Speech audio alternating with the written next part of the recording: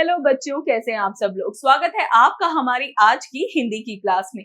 तो आज हम करेंगे हिंदी व्याकरण पाठ्य पुस्तक 3 का अध्याय 18 चित्र वर्णन, पिक्चर डिस्क्रिप्शन। पढ़िए और समझिए। चित्रों को देखकर उसके बारे में मन में आ रहे विचार एवं भावों की अभिव्यक्ति ही चित्र वर्णन कहलाता है। चित्र वर्णन किसी भी प्राणी, वस्तु, कार्य आदि से संबंधित हो सकता है। तो बच्चों, चित्र वर्णन क्या होता है? जब आप कोई तस्वीर, कोई चित्र देखते हैं, उसके बाद आप जब उसे ऑब्जर्व करते हैं, आप पता लगाते हैं कि क्या क्या वहां पे हुआ होगा या क्या क्या हो रहा है, ये कैसी सिचुएशन है, ये कैसा मौसम है, यहाँ किस तरीके के लोग बात कर रहे हैं, किस तरह के कपड़े पहन रखे हैं। आप हर चीज ऑब्जर्व करते हैं और वही क्या होता है, चित्र वर्णन कहलाता है जब आप उसे लिखना शुरू करते हैं। उपरोक्त चित्र बिल्ली के 3 बच्चों का है जो एक चूहे को पकड़ने के लिए अथक प्रयास करते हैं।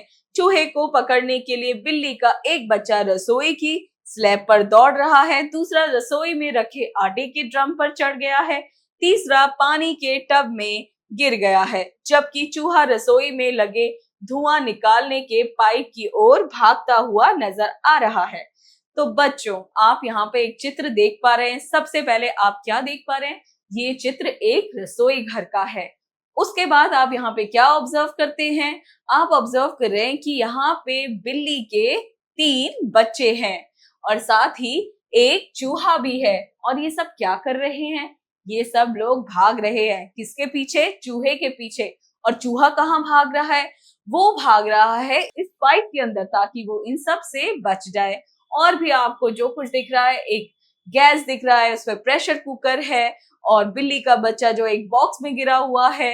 इसी तरीके का जो है एक चित्र वर्णन है और इसी तरह हम भी चित्रों को समझते हैं। अभ्यास कार्य, लेखन कार्य, राइटिंग स्किल्स। दिए गए चित्रों में क्या क्या हो रहा है, कक्षा में चर्चा करें। भेड़िया और मेमना। तो बच्चों, आप यहाँ पे देख पा रहे हैं एक भेड़िया और मेमना की चित्र है और यहाँ पे क्या क्या हो रहा है, ये क्या बातें कर रहे हैं या क्या बात कर सकते हैं, आपको ये ऑब्जर्व करना है। और आप इस बारे में क्या है अपनी क्लास में चर्चा करेंगे कि आखिर यहाँ पे क्या होता है। राजा पद के लिए जंगल में चुनाव। तो बच्चों, आप दूसरा पत्र देख पा रहे हैं, एक जंगल का है जहाँ पे सारे के सारे जानवर एक तरफ हैं और दूसरी तरफ जो है जंगल का राजा शेर बैठा हुआ है।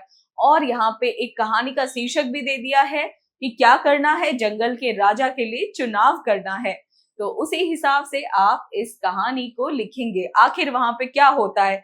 वहां पे खुद ही लोग चुन लेते हैं कि ये हमारा राजा बनेगा, या शेर चुनेगा कि ये हमारा राजा बनेगा, या सभी लोग वोट देने जाएंगे और वोटिंग होगी तब जाके राजा बनेगा, या फिर कोई जितना ज्यादा पत्ते खा सके या किसी तरीके का कंपटीशन रखें, कोई भागने का या फिर किसी भी तरीके का गेम रखें। आप यहाँ पे डिसाइड करेंगे कि कैसे क्या हो रहा है और इन लोगों के बीच में क्या बातें चल सकती हैं कि राजा कैसे चुना जाए।